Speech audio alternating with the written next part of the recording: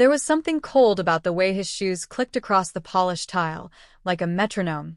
Steady, purposeful, slightly too loud. He didn't speak to the receptionist, didn't smile at the security guard, just walked in with his briefcase like he already owned the place. Technically, he did. Christopher Rains, the new CEO, 30-something, young enough to still carry that gleam in his eyes that said the world was his to restructure. His appointment had been announced just a week ago in one of those sugar-coated memos about leadership transition. I had seen enough transitions in my 17 years to know what that actually meant. Someone upstairs wanted heads to roll, and usually it wasn't theirs. I watched from the glass wall of my small corner office, not quite executive level, but far enough from the buzz of interns and marketing assistants that I could think clearly. Christopher didn't knock on doors. He opened them, interrupted meetings, walked through the floors with a tablet in hand, scribbling notes, asking questions that didn't wait for full answers. He smiled when people stumbled, not cruelly, but the way a man smiles when he's already decided something. He didn't come to see me that day. I suppose I wasn't on his radar yet. That was fine. I preferred it that way. At lunch, a few of us gathered in the break room, a group of older employees who didn't try to compete with the energy of the 20-somethings. Someone joked that the new CEO reminded her of a substitute teacher who thought he could fix the whole school in a week. We all laughed quietly, carefully. I stirred my tea and kept my thoughts to myself. I had outlasted 3 CEOs. One left for health reasons, another for legal ones, and the last because he tried to outsource more than he understood. It didn't matter how sharp their suits were. They always made the same mistake, assuming experience came with a title. When I passed Christopher in the hallway later, he glanced at my ID badge, then looked straight through me. He didn't recognize the name, didn't stop to ask what I did, didn't care that I was carrying the quarterly performance briefs he'd likely be quoting from in his Friday presentation. To him, I was just another face in the system, part of the machinery, not worth inspecting. And yet, as I returned to my office, I couldn't shake the feeling that something was shifting, like the air before a storm. Nothing had happened yet, not really, but you could feel it coming. The way people stopped chatting at their desks, the way certain managers avoided eye contact, the way the HR director looked unusually pale this week. I closed the door behind me and sat down at my desk. There's a unique kind of stillness that fills a place when it's on the verge of upheaval. And I knew it well. The next week passed like water seeping under a closed door, slowly, steadily, inevitably. Nothing catastrophic happened at first. No official memos, no layoffs. Just a series of restructuring meetings held behind closed doors and whispered conversations in hallways that stopped the moment anyone in a suit walked by. I kept my head down, as I always had, completed reports, coordinated the next video call with Gold Peak Tech in Shenzhen, wrote polite emails in Mandarin to smooth over some minor accounting delays. I didn't see Christopher much, but I heard about him everywhere.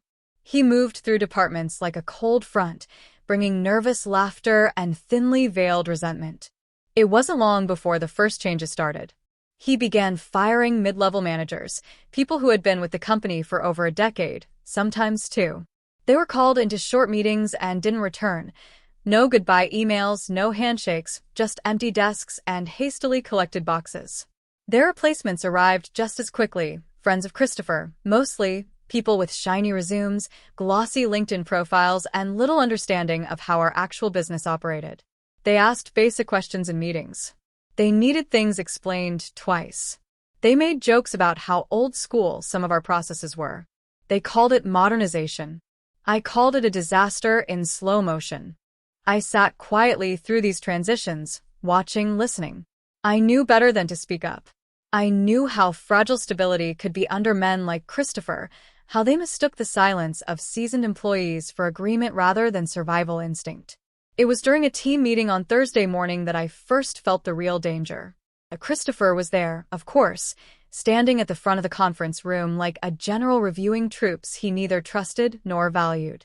He clicked through slides faster than anyone could read them, throwing out words like efficiency, cost centers, and agility. "We need to be leaner," he said, flashing that practice grin. "We need to focus on strategic partnerships and eliminate waste. Every department will be evaluated." He didn't look at me when he said it, but he didn't need to. I glanced around the table. Some colleagues shifted uncomfortably. Others stared straight ahead, faces blank. When the meeting ended, people filed out quietly. I gathered my papers slowly, careful not to be the first or last to leave. As I rose from my seat, I felt a presence beside me. "Margaret, right?" Christopher said, like he was trying to place a vague memory. "Yes," I said. He smiled, that same shallow smile he gave to everyone. "What exactly do you handle again?" I paused. I could have listed my job title, could have rattled off my official responsibilities, but I knew none of that would mean anything to him. "I manage our communications with Gold Peak Tech and other strategic partners in China," I said carefully. His brow furrowed slightly. "We have someone doing translations, don't we?" "I don't just translate," I said, my voice calm even. "I manage the relationship, business etiquette, cultural expectations, negotiations. It's a bit more involved." He nodded, distracted, already half-turned toward the door. "Well, good. We'll be streamlining a lot of processes soon. Appreciate the work you're doing." And with that, he was gone. I stood there for a moment, the fluorescent lights buzzing overhead, feeling a deep, cold certainty settle into my bones. He didn't understand. Worse, he didn't want to understand. Outside the conference room, the office buzzed with a forced energy, people typing too loudly, phones ringing, meetings called on short notice. The HR director, a woman named Linda, who had been with the company almost as long as I had, looked at me as I passed her desk.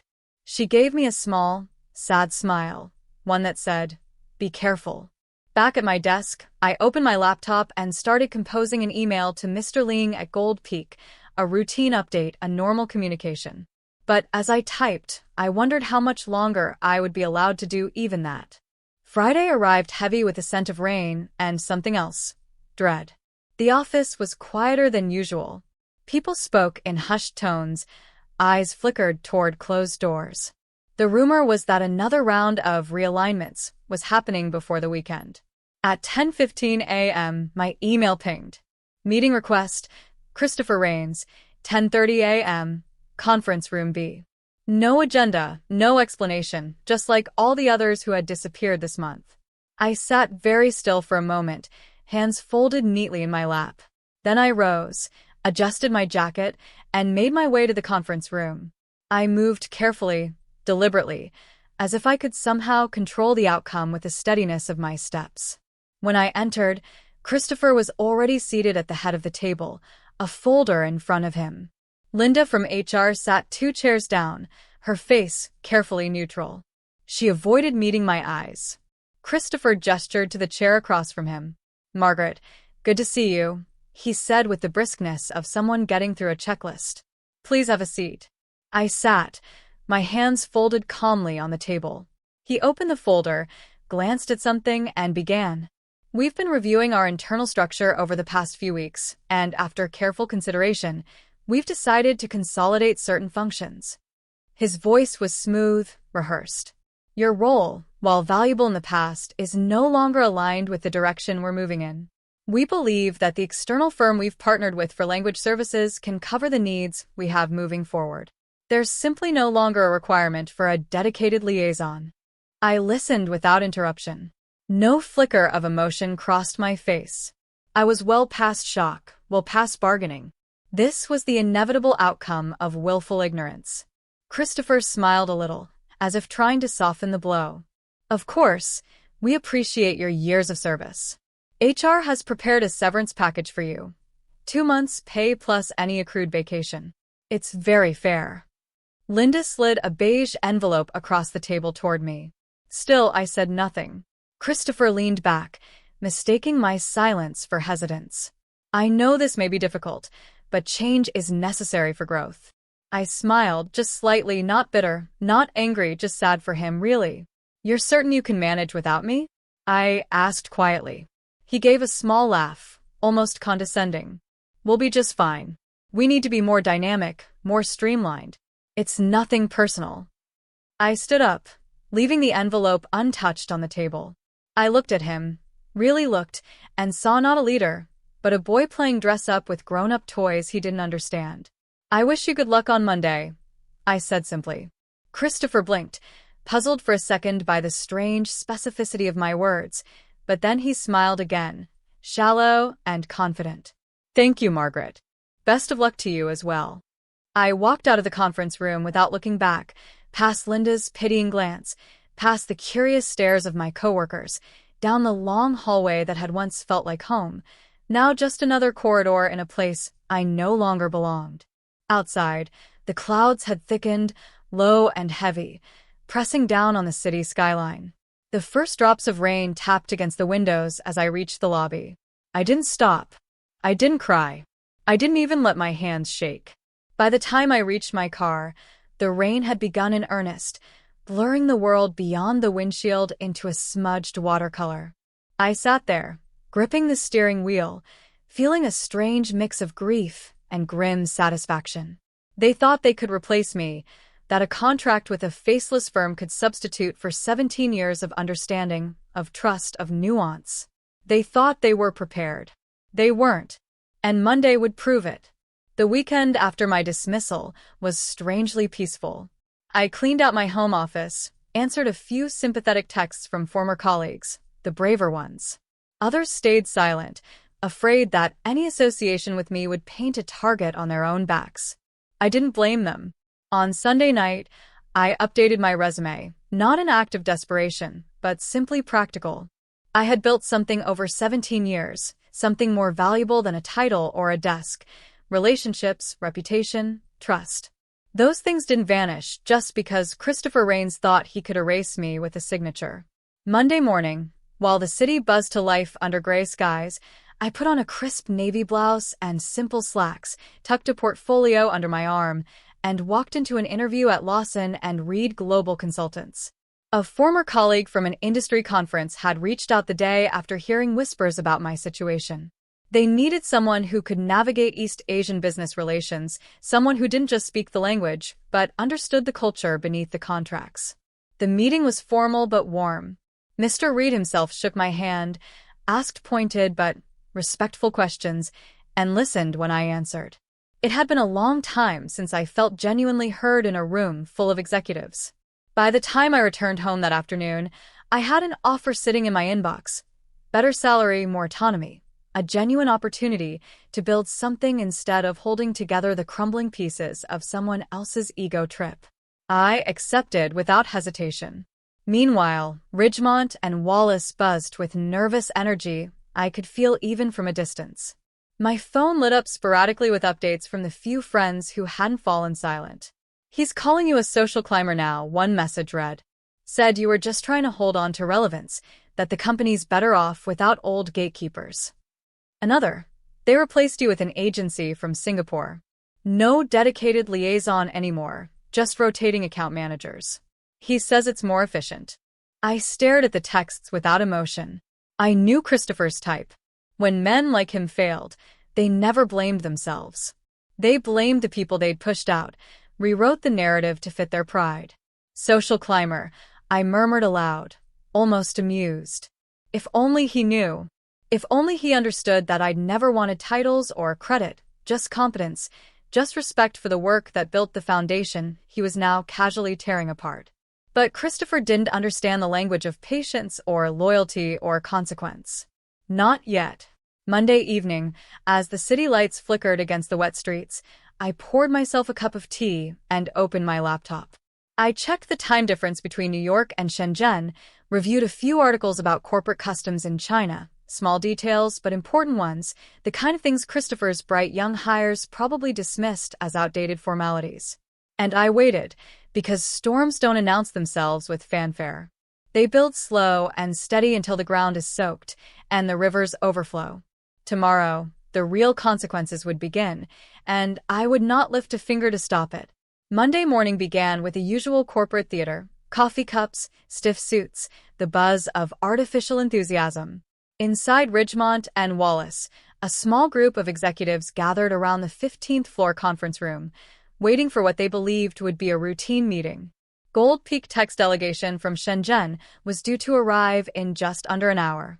The deal on the table was massive, a 3-year partnership renewal worth millions. It was one of Ridgemont's cornerstone agreements, a contract that stabilized not just their quarterly targets, but their very reputation in international markets. Christopher Rains sat at the head of the gleaming conference table, tapping his pen against his leather notebook, throwing occasional glances at the clock. To his left sat Martin and Carla, two of his hand-picked hires, bright, ambitious, utterly inexperienced in international diplomacy. Across the city, I sat in the spacious, sunlit office of my new company, quietly sipping coffee as I opened my laptop. I didn't have to check the time. I knew exactly what was about to happen. At 10 a.m. sharp, Gold Peak's representatives arrived. Mr. Ling, their Vice President of International Affairs, accompanied by two senior advisors.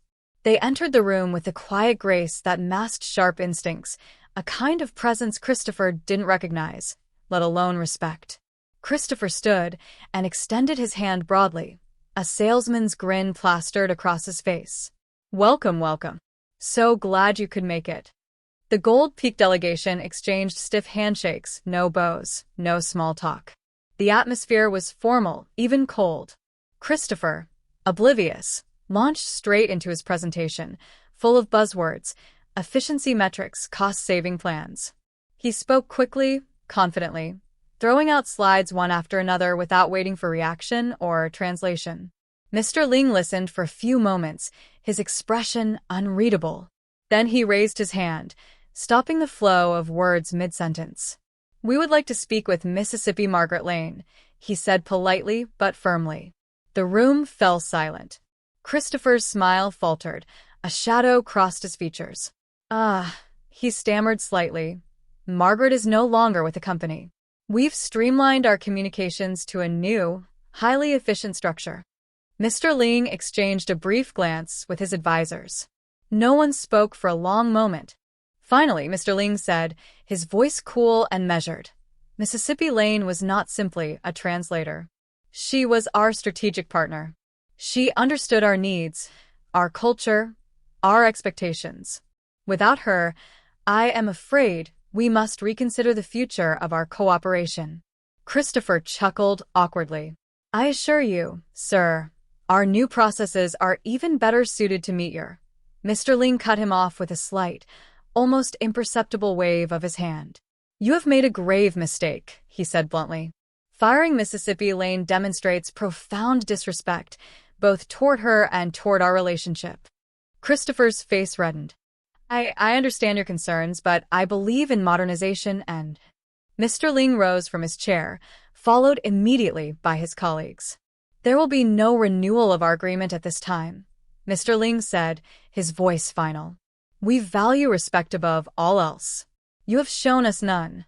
Without another word, the delegation left the room, heels clicking sharply against the marble floor. Christopher remained seated, staring blankly at the door, as if willing them to return.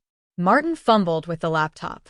Carla murmured something about following up later, but everyone in that room, including Christopher, knew there would be no follow-up. Within an hour, word spread through the building like wildfire. A $24 million deal gone. By lunchtime, the CFO had already called an emergency board meeting. Investors were asking questions. Department heads scrambled to contain the fallout. Christopher tried to spin the story. He blamed unexpected cultural complications, accused the Gold Peak team of being rigid and traditionalist. He even hinted that the outsourced firm in Singapore had miscommunicated something, but the truth seeped through.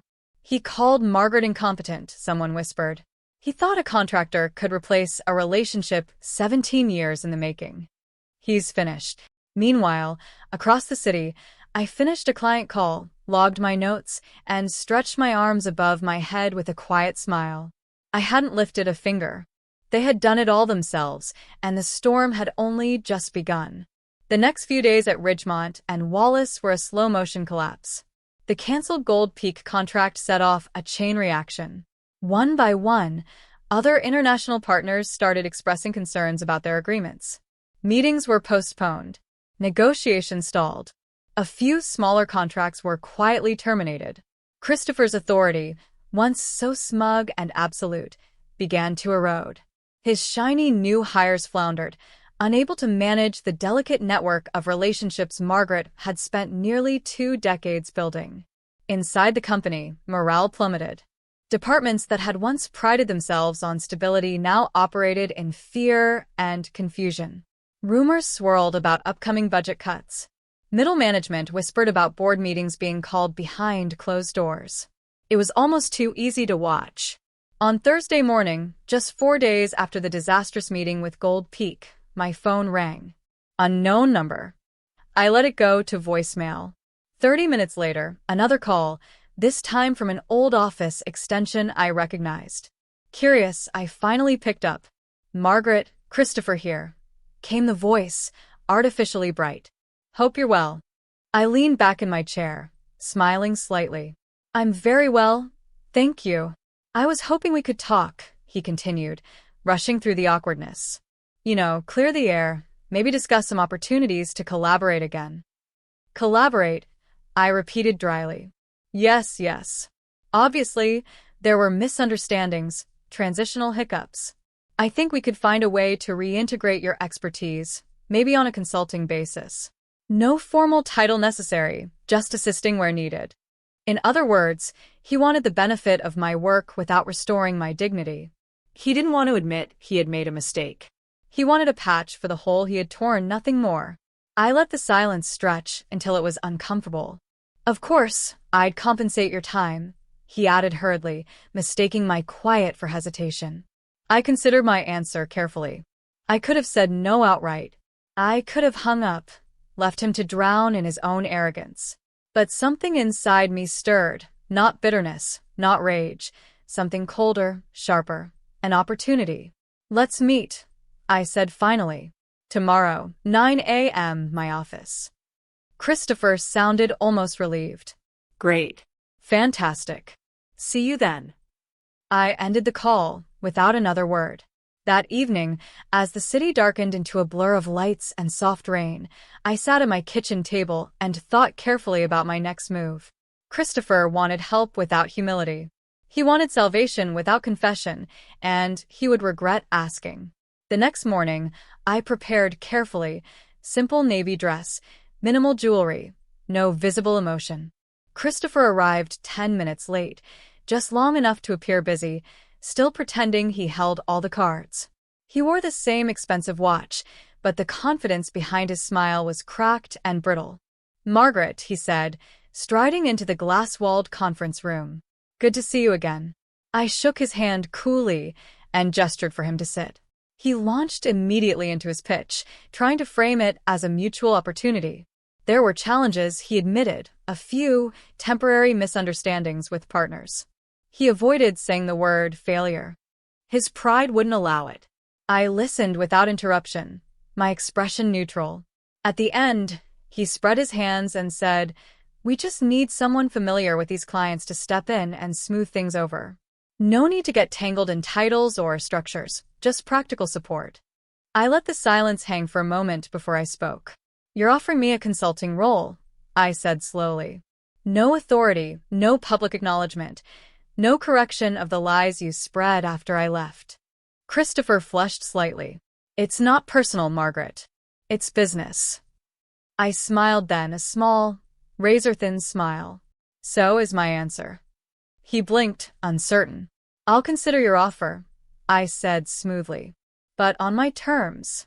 "What terms?" he asked warily. "You'll see," I said, rising to end the meeting. Because now I had everything I needed. I wasn't going back to save him. I was going back to show him, and everyone watching, just how much damage a woman they underestimated could do. And this time, they would know exactly whose hand held the blade. The first rule of revenge, if done properly, is patience. Not rage, not noise, patience. I spent the weekend after the meeting planning carefully. I wasn't going to storm into Ridgemont and Wallace demanding retribution. That would have made me small, reactive, exactly what Christopher already thought I was. No, my method would be slower, sharper, surgical. On Monday, under the terms of a short-term consultancy contract Christopher hurriedly signed without reading properly, I re-entered the building. No public announcement, no title, just a quiet agreement and access to certain internal systems. He thought he was using me. He thought wrong. The office atmosphere had changed since I last walked its hallways. Gone was the casual friendliness, the easy rhythm of people who trusted the ground under their feet. Now there was only brittle silence, broken by hurried conversations and fake laughter. Christopher greeted me in the main lobby with the forced cheer of a man trying to pretend he hadn't lit his own house on fire.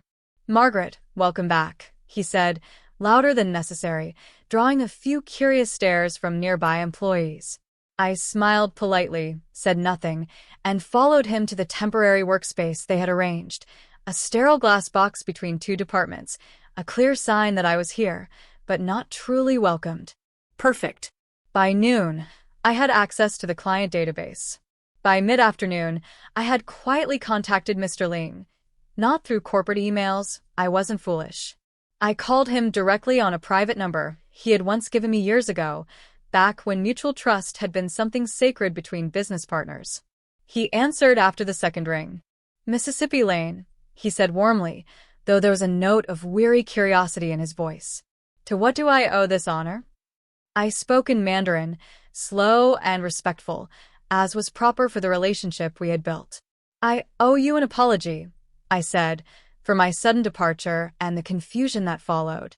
Mr. Ling was silent for a moment, processing the weight of those words. "I understand," he said finally. "Circumstances are sometimes beyond control. Sometimes," I agreed softly, "and sometimes they are the result of poor judgment." A long pause. "Then are you contacting me on behalf of Ridgemont and Wallace?" "No," I said carefully. "I'm contacting you personally because I believe you deserve to know the truth." I explained, without embellishment or emotion, how I had been forced out, how my warnings had been ignored, how the new leadership viewed our partnership not as a relationship, but as a cost center to be trimmed.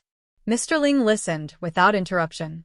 When I finished, he asked simply, "Where are you now?" "Lawson and Reed Global Consultants," I answered. "We specialize in international partnerships, respectfully, transparently." There was another long pause, then a low chuckle, not cruel, but knowing. "I see," he said. "Perhaps it is time we consider new partners." "I leave that decision to your wisdom," I said respectfully, "but I would be honored to work with you again." We ended the call with formal goodbyes, every word carefully measured, and just like that, the first stone had been removed from under Christopher's crumbling foundation. By the end of the week, I arranged a formal introduction between Mr. Ling and the executive team at Lawson and Reed. No fanfare, no announcements, just a quiet meeting in a quiet room. Christopher, meanwhile, continued to stumble through damage control at Ridgemont and Wallace, unaware that the future he was fighting to salvage was slipping, inch by inch, into my hands. I wasn't acting out of hatred. I wasn't even acting out of anger anymore. This was justice, delivered quietly, precisely, and soon it would be complete. It didn't happen all at once. Companies rarely collapse in explosions. They rot from the inside, slowly at first, then all at once. The week after Gold Peak Tech severed ties with Ridgemont and Wallace, the dominoes began to fall. Small accounts closed quietly. Vendors demanded shorter payment terms. A major European client, hearing rumors of instability, froze all pending contracts. Inside Ridgemont's offices, the atmosphere was no longer tense, it was panicked. Employees walked faster, spoke less. Managers who had once bragged about streamlining processes now held emergency meetings behind closed doors. Layoffs began again, this time without the polite fiction of restructuring. Severance packages shrank, resignation letters grew, and still Christopher clung stubbornly to the idea that he could fix it. He called frantic meetings, gave long, rambling speeches about innovation and resilience. He blamed the market, the economy, even cultural differences, never himself. Meanwhile, I worked methodically. I reached out to 2 other former partners, not directly, of course, through whispers, suggestions, casual conversations. I simply made it known that at Lawson and Reed, we understood the value of respect, of continuity, of true partnership. They didn't need much convincing. By the second Friday, another 2 major accounts had slipped quietly out of Ridgemont's portfolio. Christopher's assistants began sending panic messages, asking me for advice on how to rebuild confidence. The irony would have been amusing if it weren't so pathetic. Late that afternoon, I received an official email from the CFO's office. Ridgemont was initiating a temporary suspension of all new business initiatives. Translation: they were hemorrhaging cash. I closed my laptop, took a deep breath, and decided it was time to end this properly. On Monday morning, I asked Christopher for a meeting. He agreed immediately, desperate for anything that looked like a solution. We met in the same sterile conference room where he had first offered me my consultant role. He looked worse now, the expensive watch still on his wrist, but his face drawn, eyes ringed with exhaustion. "Margaret," he said, forcing a grin. "I'm glad you wanted to meet. We really need your insight now more than ever. Maybe we can turn this corner together." I cut him off with a raised hand. "I'm not here to advise you," I said calmly. He blinked, confused. "I'm here to tell you that this is the end." A flicker of something, anger, fear, crossed his face. He opened his mouth, but I didn't give him a chance. "You fired me without understanding what I did. You replaced me with a contractor you didn't vet. You called me a social climber. You told everyone you didn't need me." I leaned forward slightly, voice still low and controlled. "You were wrong." He shifted uncomfortably in his chair. "Look, Margaret, I'm the reason Gold Peak Tech pulled out," I said flatly. "I'm the reason Lawson and Reed is signing the clients you're losing." His mouth dropped open slightly, the color draining from his face. "You did this," he breathed. "I didn't sabotage anything," I said coolly. "I simply reminded our former partners what respect looks like. They made their own decisions." He sat there, stunned, trying to piece together the ruin around him. I gathered my folder, stood up. "I came back not to save you," I said, my voice like ice. "I came back to make sure you saw who dismantled your little empire." He rose shakily to his feet, hands trembling slightly. "You'll regret this," he said, his voice weak. I smiled, a real smile this time, one touched with genuine satisfaction. "No," I said. "You will." Without another word, I walked out. I didn't look back, not at the office, not at Christopher, not at the broken shell of a company collapsing behind me. Some endings don't need grand finales. Sometimes it's enough to know you walked away while the fire you never started burned everything they thought they owned to ash. Appreciate you sticking around, you wise old rebels. Smash that subscribe button, or this fossil might just cause another epic fiasco on Warth Stories. Stay tuned for the next one.